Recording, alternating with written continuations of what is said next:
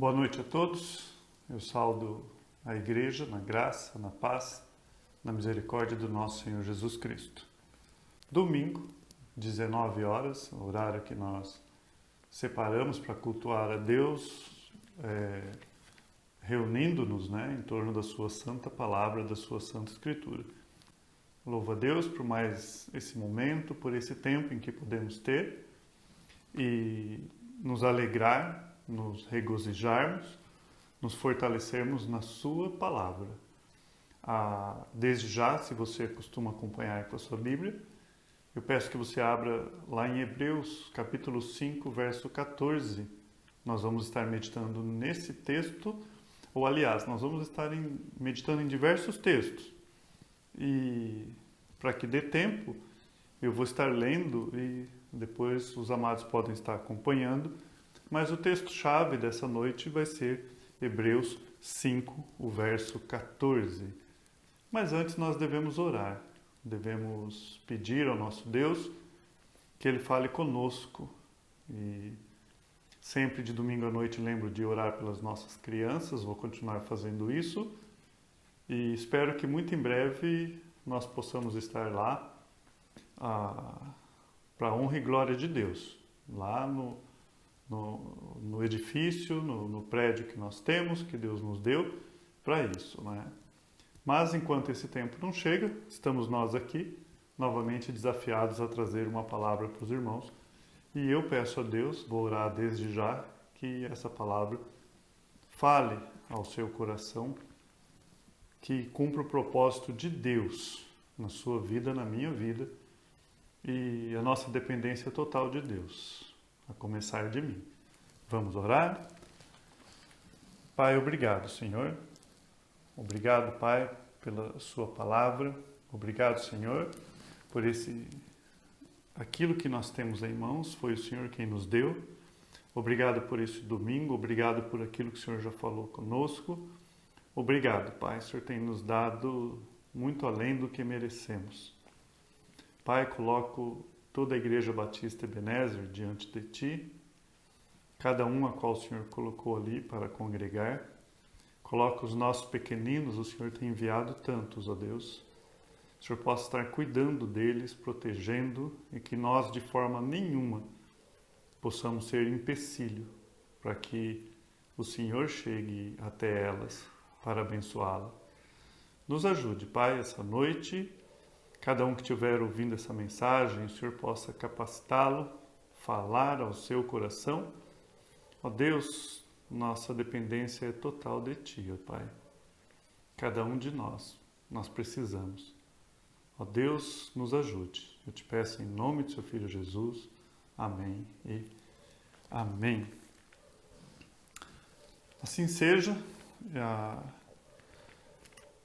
Falávamos pela manhã e continuo repetindo, esse sistema, esse método não substitui a igreja de forma nenhuma, mas é o que Deus nos deu para estarmos usando e vamos usar da melhor forma possível para a honra e glória dele. O texto ou o tema da mensagem que eu trouxe essa noite para os irmãos e meditando, falando com o Senhor, buscando, e isso me abençoou, e a palavra de Deus chama de edificação, edificação da igreja, me edificou e eu espero que edifique os irmãos também.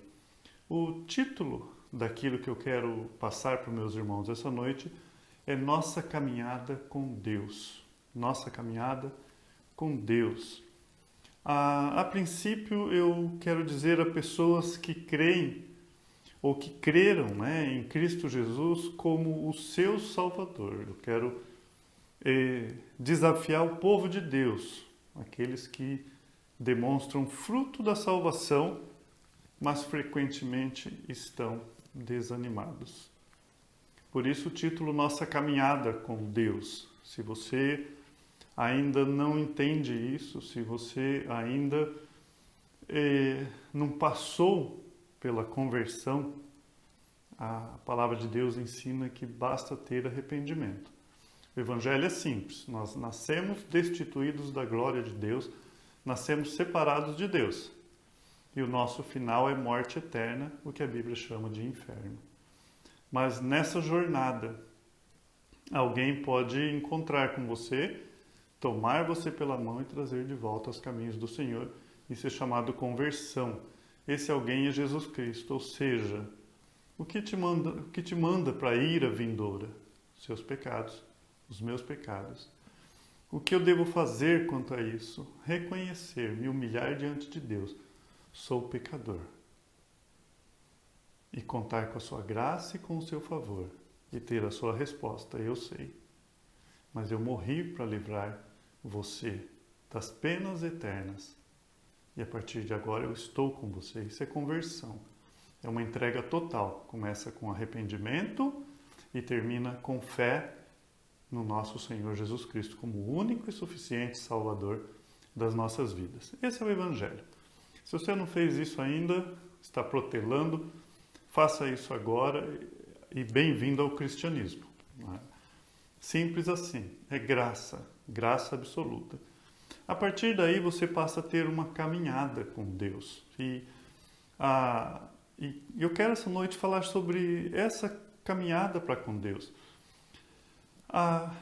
Mas às vezes nessas caminhadas, e é incrível como a chance de nós termos uma caminhada tristes, desanimados, é tão grande que a Bíblia ela é recheada de textos animando-nos a continuar. E você vê vários pregadores. Não tem como eu pregar algo que já não foi pregado, porque eu prego a Bíblia. Se eu for fiel às Escrituras, alguém já falou isso. Eu não posso reinventar a roda. Não levantei de manhã e falei, olha, eu vou inventar alguma coisa. Não. Com certeza alguém já disse isso. Com certeza eu me apropriei de livros, de outros sermões. E é assim que funciona, né? E nós vamos replicando a nossa mensagem até que cheguem a todos os ouvidos.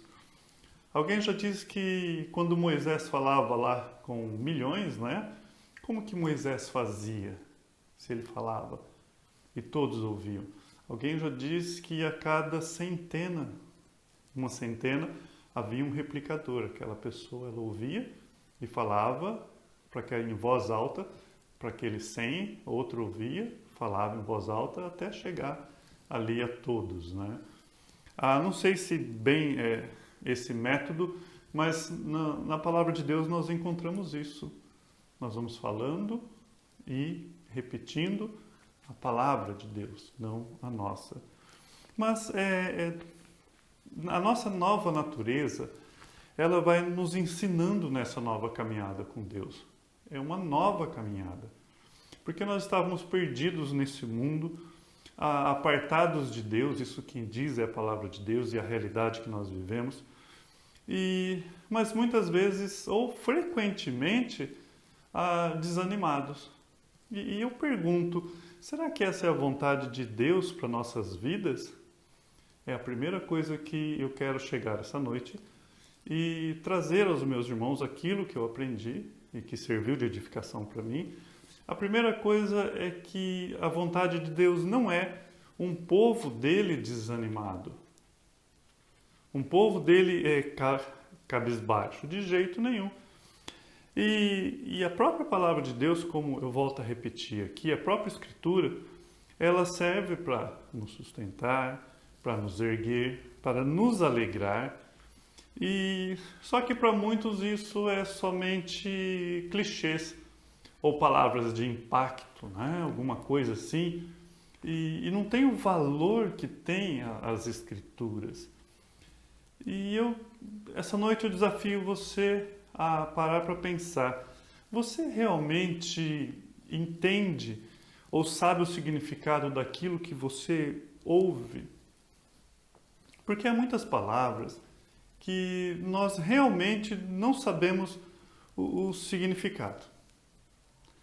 E se usamos demais essa palavra, ela acaba trazendo certa amargura aos nossos corações. O que era para ser bom acaba sendo pior. Por que eu digo isso? Porque você passa a falar coisas que parecem não mudar. Você fala coisas o tempo todo, repete, mas aquilo não muda a sua vida. Não tem poder para mudar a sua vida. Você quer algum exemplo? Por exemplo, você está desanimado. E esse desânimo, amado, esse desânimo, nós já aprendemos isso, não quer dizer, às vezes, um rosto, né? Em que a pessoa transparece um desânimo. Às vezes é cansaço, a gente confunde. Eu falo isso por experiência própria. Depois de um dia de trabalho, minha esposa me conhece. Eu chego, não é que eu estou desanimado. Com o tempo ela veio aprendendo isso. Às vezes ela podia, no começo, pensar, mas o que eu fiz? Não, eu só preciso dos meus 40 minutos ali, sozinho, de descanso, em dias que são terrivelmente difíceis, né? E não é que é desânimo, isso é canseira. O desânimo nós sabemos detectar. Quando aquela pessoa, a vida passa a ser cinza, preto e branco, já não é mais colorido, quando ela não tem vontade de fazer mais nada. E você está passando por algo desse tipo e alguém chega para você e fala assim, olha, você só precisa confiar em Deus. No que isso te ajuda? Bom, talvez você pudesse parar essa pessoa e perguntar, o que você quer dizer com isso? Talvez a sua surpresa seria que ela não teria respostas. Por que não? Porque muitas vezes isso é só jargão. É fácil dizer, você precisa confiar em Deus, quando alguém está desanimado. Levanta essa cabeça, confia em Deus. Mas o que significa confiar em Deus para a pessoa que falou e para a pessoa que recebeu isso? Porque a nossa natureza pecaminosa, ela é tão traiçoeira que às vezes nós estamos falando para nós mesmos a nos livrarmos daquele problema, porque aquela pessoa está nos incomodando. Então você fala, se alegra. Não porque você quer o bem dela, mas porque você está olhando para o seu próprio bem. Não digo isso que todas as vezes acontece como um padrão, mas digo isso para nós avaliarmos o quão sagaz ou quanto que a velha natureza ainda pode fazer parte da nossa vida, que a Bíblia chama de vestígios da velha natureza. Então é fácil chegar para alguém e falar, você só precisa confiar em Deus. Mas, amados, que Deus? Que Deus? Você só precisa olhar para Cristo, olhe para Cristo. E eu posso, talvez, com muita ênfase, pregar a palavra o tempo todo, enfatizando, olhe para Cristo, olhe para Cristo, olhe para Cristo. E no final, uma criança ela seria mais sincera do que o adulto. E chegasse para mim, que pregou lá durante meia hora, 40 minutos, uma hora, olhe para Cristo. Chegar no fim do culto e falar assim, tio, para onde eu olho? Onde está Cristo? Talvez ela fosse uma das mais sinceras do que todos os outros que ouviu. Porque o que significa olhar para Cristo? Ou então você chega para uma pessoa que está deprimida e fala assim, olha, a alegria do Senhor, a nossa força é. E talvez aquela pessoa ela vai falar assim, mas espera aí, quem está deprimido sou eu, não é o Senhor. Que alegria do Senhor é essa? Entende? Que não vai resolver para ela. Por que não vai resolver? Porque ela não consegue entender, ela não conhece esse Deus, ela não sabe quem Ele é. Talvez após uma pregação inteira que você ouviu, que você deve viver com o Espírito, ter uma vida espiritual e não entender isso. O que isso realmente significa, o que isso pode impactar na minha vida.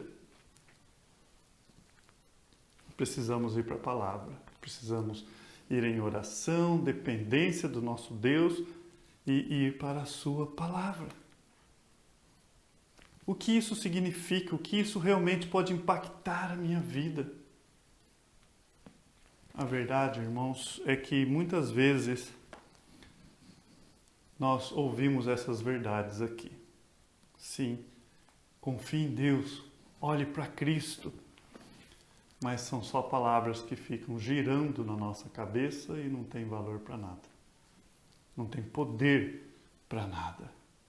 Então essa noite, porque esse versículo é base, eu quero deixar alguns pontos aqui, uma reflexão de como pode a palavra de Deus verdadeiramente nos ajudar. O primeiro ponto, e esse é primordial, é o conhecimento da verdade. Conhecer a verdade. Conhecereis a verdade e a verdade vos libertará. Quantos brasileiros ouviram isso ano passado? Ou ainda esse ano? Só mais uma palavra de efeito, ou frase de efeito. Mas para aquele que crê, aquele que busca, ele vai dar continuidade a esse versículo que diz assim: se o Filho do Homem vos libertar, verdadeiramente sereis livres. E você vai ter a resposta que Pilatos buscava. O que é a verdade? Então, primeira coisa, nós temos que buscar a verdade. O conhecimento da verdade é a primeira coisa que você tem que buscar, se esforçar. Isso está na palavra de Deus. Por quê? Nós somos treinados na mentira. Nós somos treinados na ilusão. A nossa velha natureza, antes da conversão, era uma vida totalmente ilusória. TV, não precisava nem ter internet. Mas eu conheci pessoas bem próximas a mim que ela desanimou tanto da vida que ela não tinha mais vida própria, ela vivia a vida dos outros. Como? Novelas. Todas as novelas ela assistia, todas, 100%. Por que ela fazia isso? Porque ela não tinha mais vida. A vida dela era uma ilusão, era uma vida que não era dela. Quer outro exemplo? Eu lembro meu pai assistia lá o Datena, o Marcelo, se eu não me engano. Eu passava lá do serviço na casa dele à tarde para dar um abraço e ir para casa. Minha mãe já havia falecido.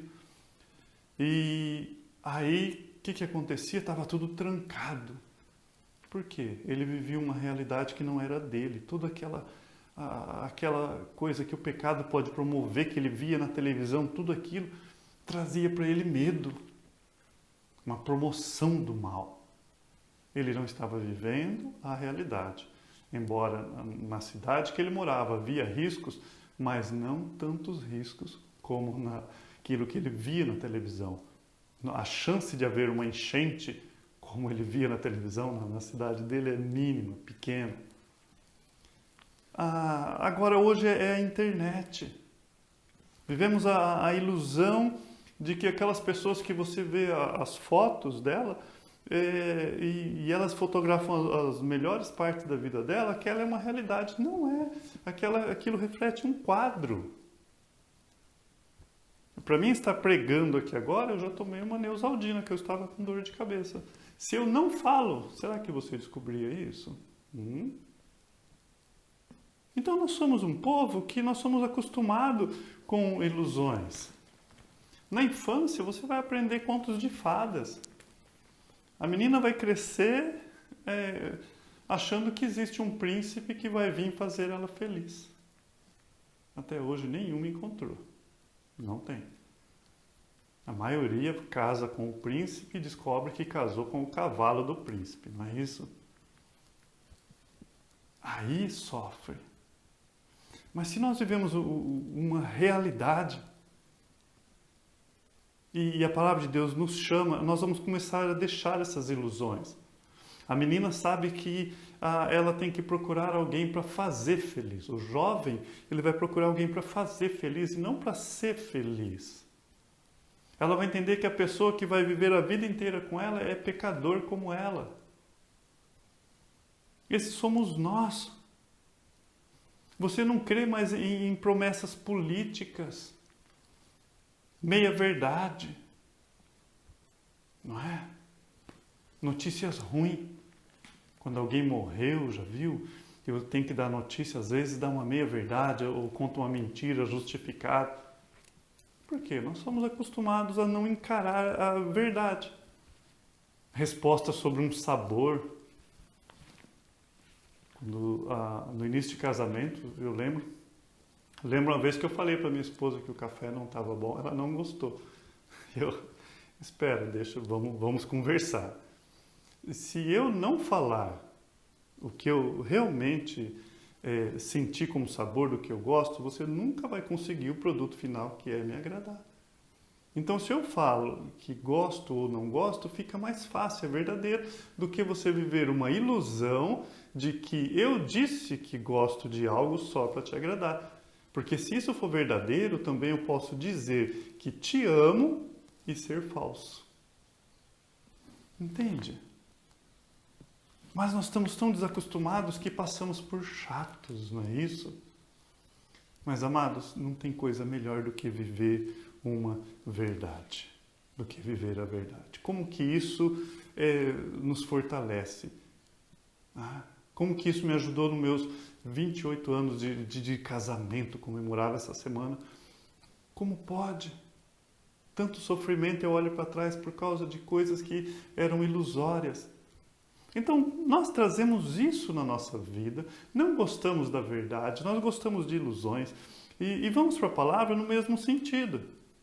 E você tem a ilusão de que um jargão, uma palavra de efeito, uma coisinha que você leu na internet vai te ajudar. Isso é mais uma ilusão.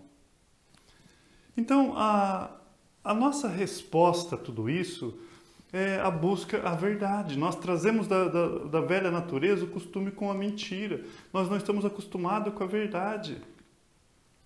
E você deve conhecer a verdade é a palavra de Deus, e essa verdade vai fazer com que você tenha discernimento para poder o quê? Discernir o bem e o mal. E aí entra Hebreus 5,14, que eu vou ler para os irmãos, diz assim: mas o alimento sólido é isso aqui, a palavra de Deus. Mas o alimento sólido é para os adultos, para aqueles que pela prática, não somente de ler, prática de ler e pôr em prática, como já aprendemos em Tiago, mas é uma prática, tem as suas faculdades, a nossa mente, exercitadas para discernir não somente o bem, mas também o mal. Não somente o bem, mas também o mal. Isso é essencial, é o primeiro fundamento. É você conhecer a verdade. O autor de Hebreus ele fala assim, olha, se há um crescimento, se você está realmente buscando a palavra de Deus, ele fala isso é para adulto, que pelo exercício constante, por você buscar a palavra de Deus, você se torna apto para discernir tanto o bem quanto o mal. Quanto que isso nos ajuda?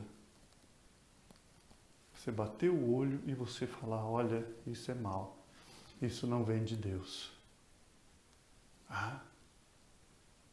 E às vezes você detecta assim, porque você vai olhando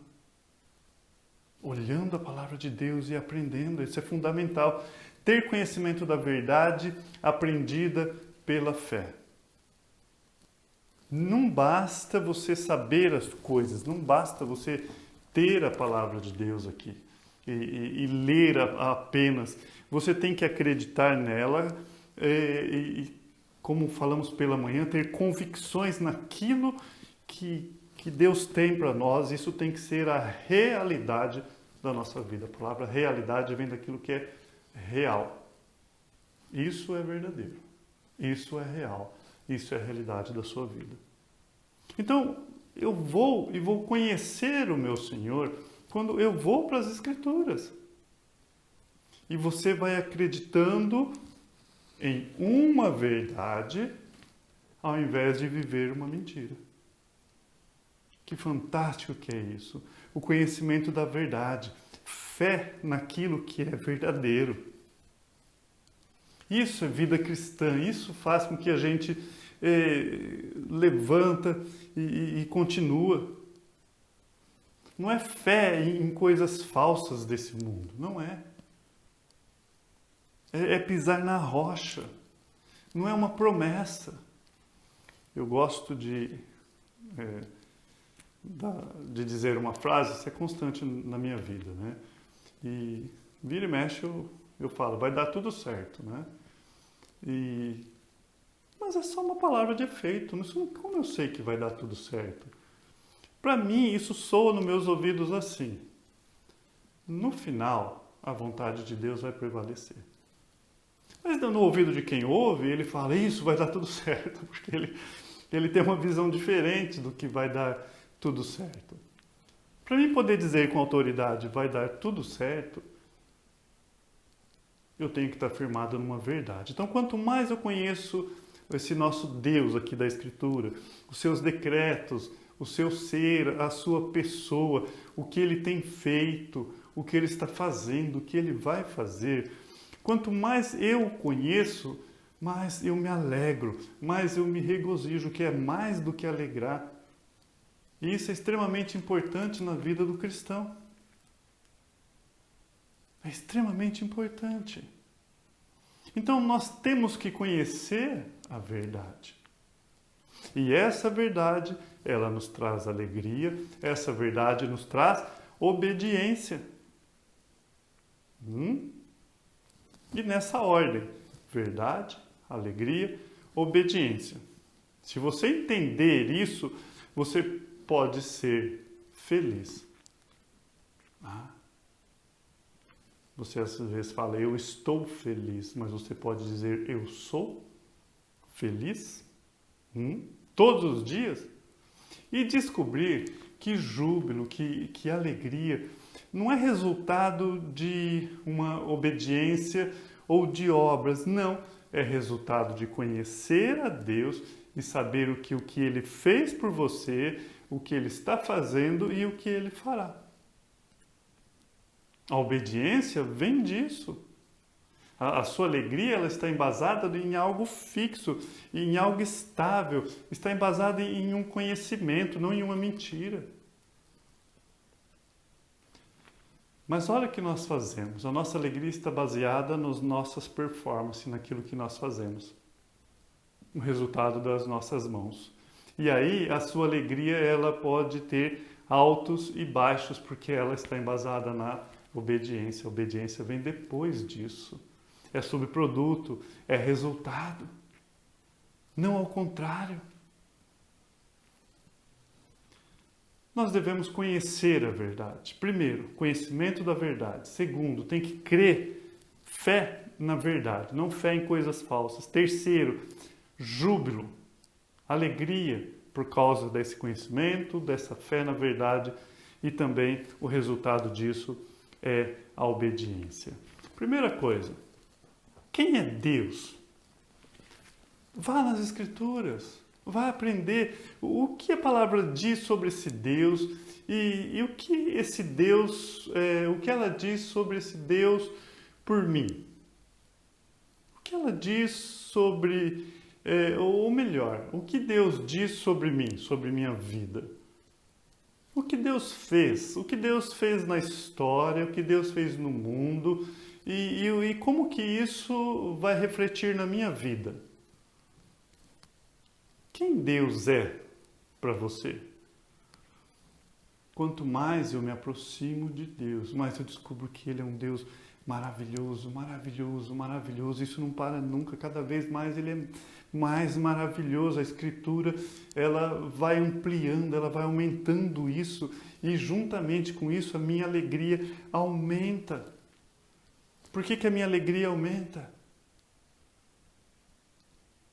Porque a partir de agora, eu sei que esse Deus maravilhoso, quando eu vou vendo o quão maravilhoso, quão grande é o nosso Deus, ao mesmo tempo Ele vai se revelando que Ele está no controle da minha vida.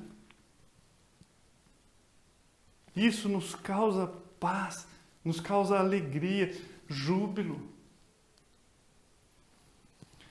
Jeremias 9:23. A palavra de Deus, aqui Jeremias, ele fala assim, eu já citei esse versículo, assim diz o Senhor, não se glorie o sábio em sua sabedoria, nem o forte em sua força, nem o rico em sua riqueza. Mas quem se gloriar, se glorie nisto. Nisto que? No que nós acabamos de falar. Em compreender-me, em conhecer-me. Pois eu sou o Senhor e ajo. Olha só que interessante. Não é o que estávamos falando?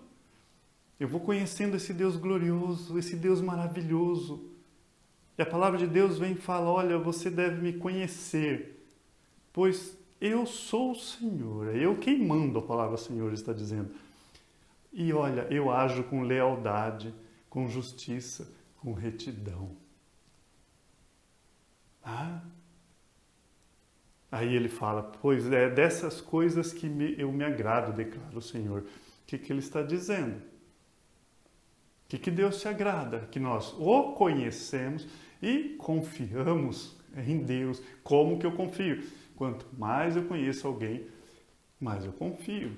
Dificilmente eu deixaria um filho meu, uma criança pequena, com um vizinho que eu não conheço.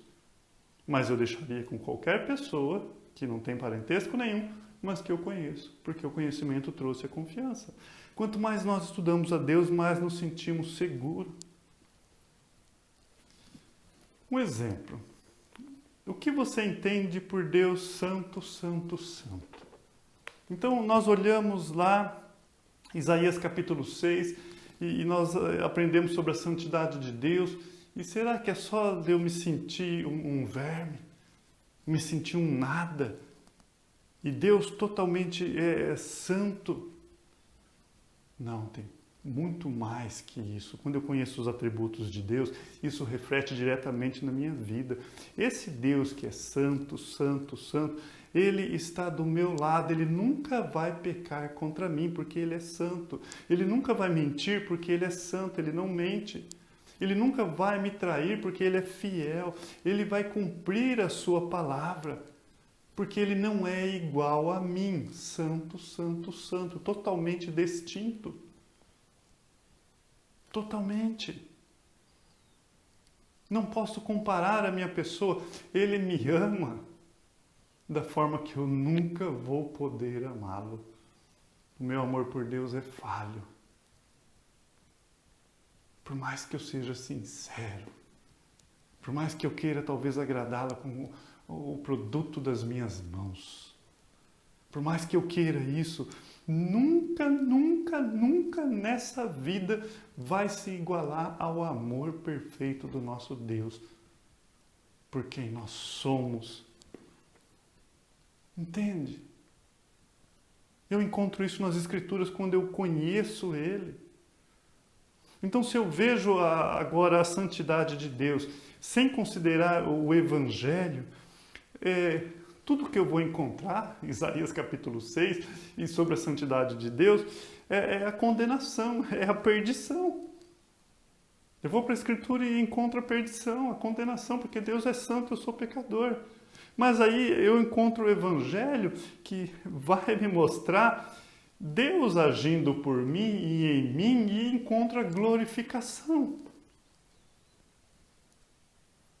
Aquele Deus de imediato que seria contra mim, falamos isso terça-feira, eu tentei falar, né? Me dei um perdido lá, sobre a ira de Deus, que é um atributo que nós devemos agradecer a Deus. Senhor, obrigado, porque a ira é um atributo do Senhor, porque o Senhor se ira.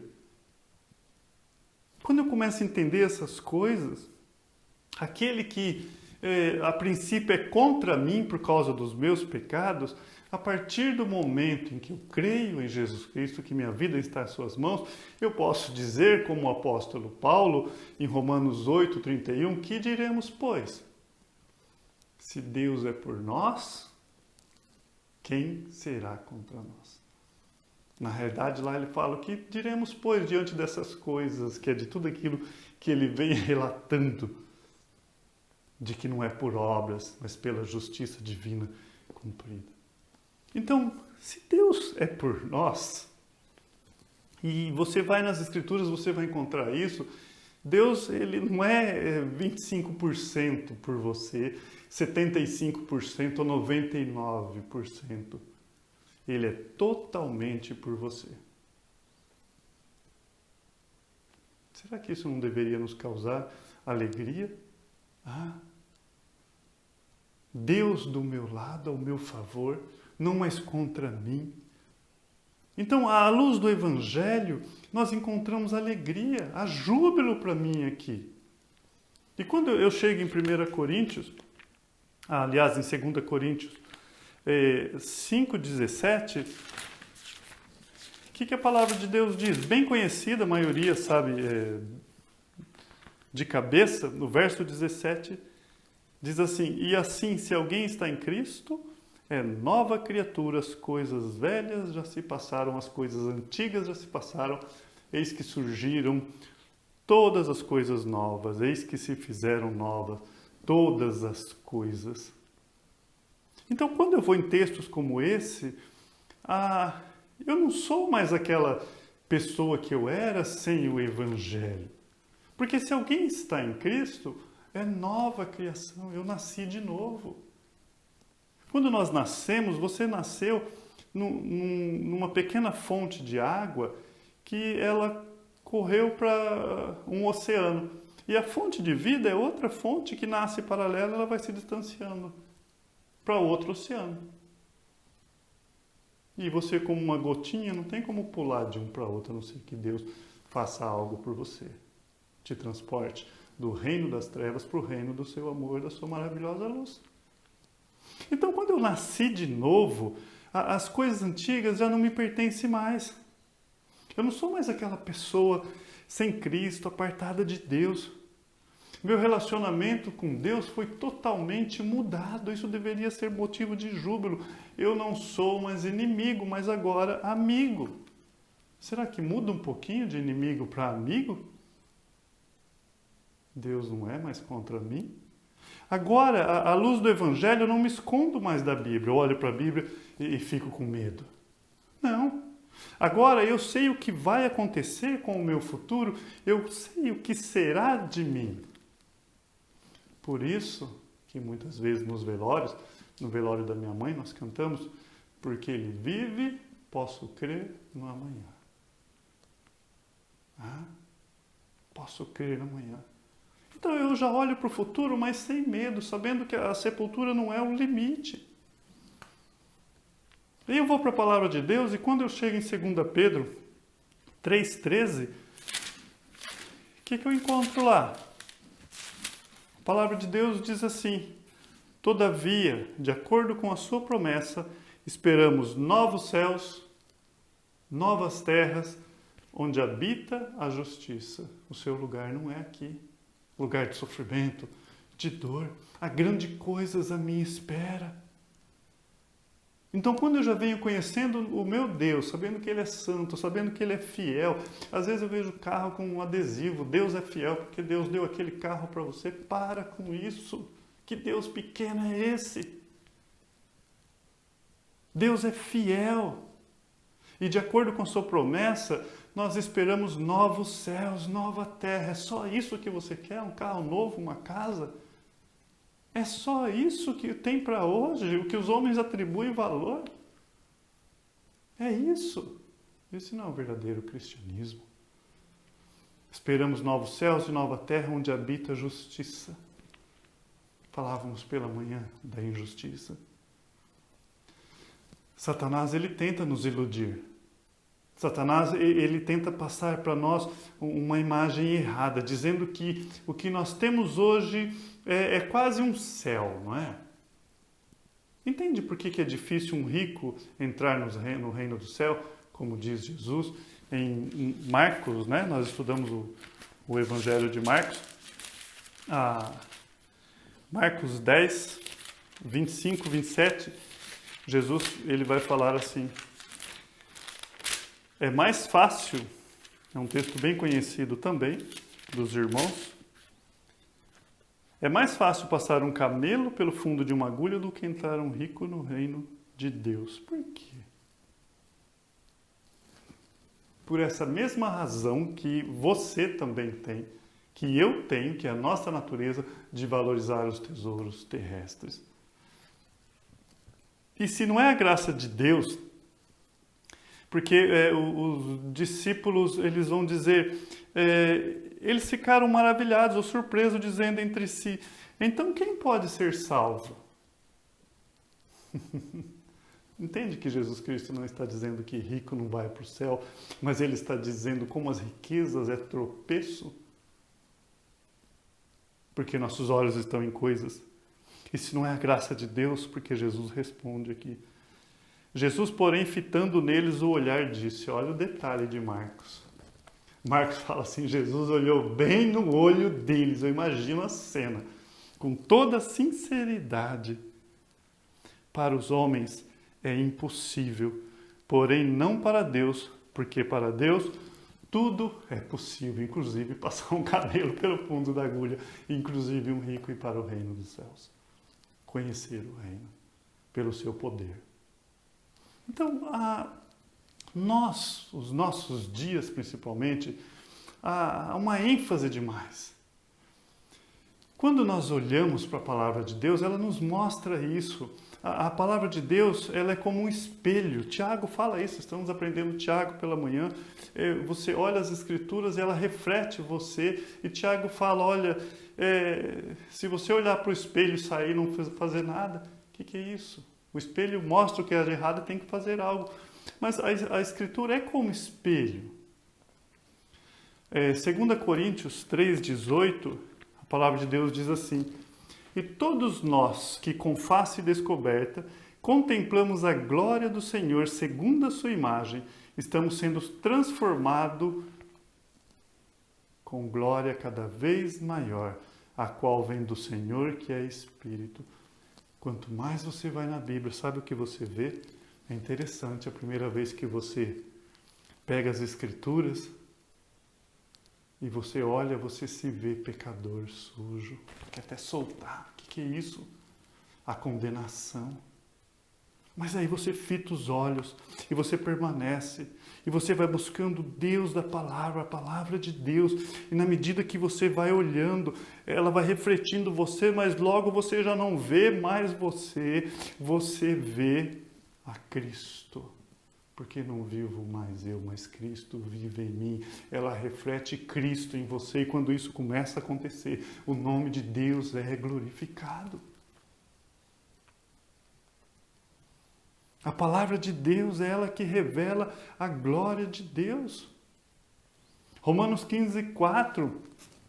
Porque tudo que foi escrito no passado foi escrito para nos ensinar de forma que por meio da perseverança e do bom ânimo procedente da Escritura, mantenhamos a nossa esperança. Eu grifei aqui.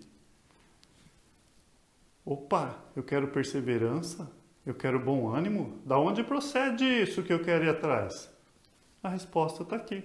Por meio da perseverança e do bom ânimo procedentes das Escrituras.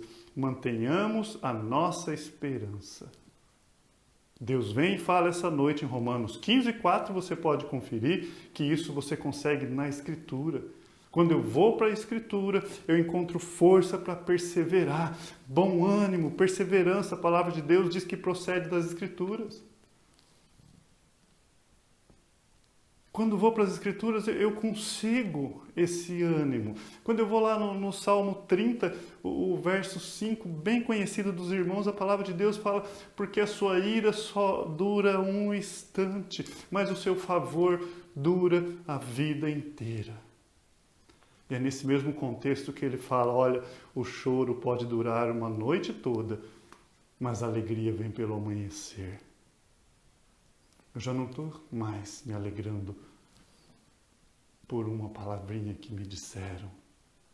Olhe para Cristo, confie em Deus, mas o próprio Deus está se revelando a mim. E sim, alguém sim, munido pelo poder do Espírito Santo, e você vai saber disso, pode te lembrar de uma verdade que talvez você tenha esquecido. Isso pode acontecer. Confie em Deus. Mas quando isso acontece, você vai lembrar. Lembro uma vez um irmão me procurou no final do culto e contou da perseguição que ele estava tendo na empresa. E ele terminou de falar, eu falei, Bom, orai pelo que vos perseguem. Eu lembro como se fosse hoje. Um dia talvez ele vai saber se ele estiver ouvindo isso. A resposta dele foi assim, ele estava abrindo o carro, ele parou. Eu tinha me esquecido disso. Obrigado, não precisa falar mais nada. Pronto. Só lembrei da palavra de Deus. Ele falou, verdade. Já vou orar por ele ainda hoje. Entende que é a diferença? Eu posso saber em quem eu tenho crido. Nós estamos constantemente lutando contra os nossos pecados. A Bíblia diz que isso acontece. Gálatas fala isso de uma guerra que é da carne contra o espírito contra a carne. Isso é natural da vida cristã. Mas vamos pensar. Romanos 8:32, a palavra de Deus diz que aquele, bem conhecido também, aquele que não poupou o seu próprio filho, antes por todos nós o entregou. Porventura não dará graciosamente com ele todas as coisas? Amados, Deus não poupou o seu próprio filho por você, por mim.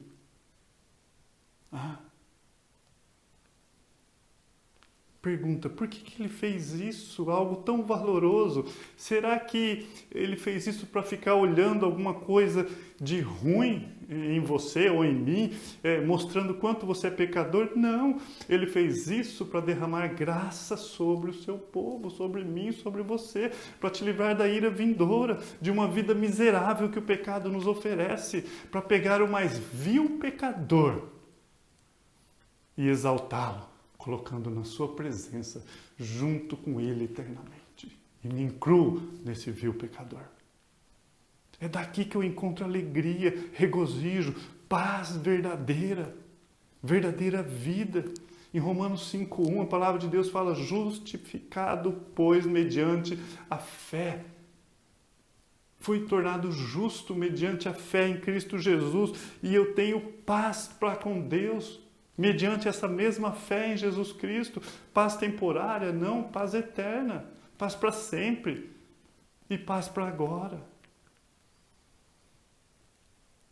Quando eu entendo Romanos capítulo 5, verso 1, eu entendo que eu fui declarado justo pelo próprio Deus e eu nunca serei mais justo do que eu sou hoje, nem quando eu estiver diante de Deus. Eu não vou ser mais justo, já fui declarado justo.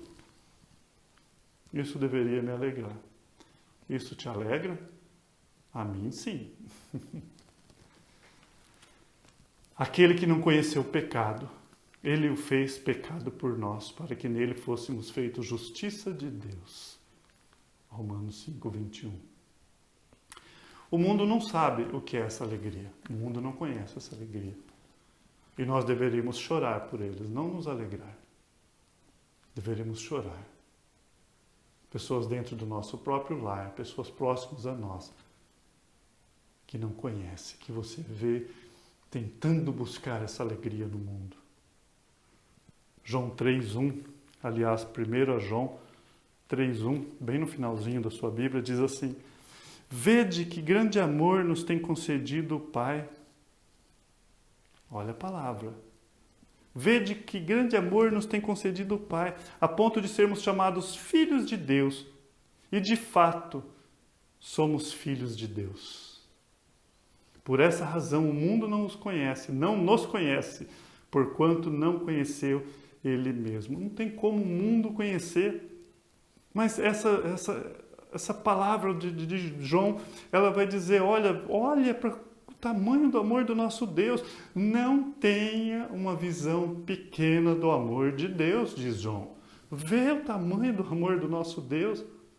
Não tem uma visão pequena. Efésios 2, 6 e 7, a palavra de Deus, ela vai dizer assim. E, juntamente com Ele, bem conhecido também, nos ressuscitou, nos fez assentar nos lugares celestiais em Cristo Jesus, para mostrar nos séculos vindouros o quê? A suprema riqueza da sua graça em bondade para conosco em Cristo Jesus. Você se alegra nisso quando você ouve a riqueza da sua graça? É graça e a bondade. E por fim, é júbilo e não a minha performance. Não é daquilo que eu fiz, mas é daquilo que Ele fez. Sua alegria não depende de circunstância, o seu regozijo depende de um Deus que é imutável. O resultado de tudo isso, sim, são as obras. As obras é subproduto de uma obra maior, que é Jesus Cristo morrendo por você lá na cruz. No céu, você não vai ouvir, quando você chegar lá, alguém vai falar para você, você conseguiu, parabéns, você conseguiu. Você não vai ouvir no céu. Eu até esperaria ouvir alguém falar de mim assim, nossa, até você... para você ver, né? Mas nós não vamos ter nada disso lá no céu. Lá no céu a Bíblia diz que nós ouviremos um cântico novo que diz assim: digno és de tomar o livro e de abrir os selos, porque foste morto e com teu sangue compraste para Deus os que procedem de toda tribo, língua, povo e nação. E Cristo Jesus é o único que é glorificado lá. É o único que é digno, não tem mais nenhum que é digno. E nós não entramos pela nossa dignidade, mas pela dignidade dele. Isso é maravilhoso. E como eu disse isso com tanta convicção. E termino dizendo, sabe por que é maravilhoso? Porque o nome daquele que me espera é maravilhoso. Vamos orar? Pai, obrigado. Obrigado pela sua palavra. Obrigado, Senhor, porque aquece os nossos corações.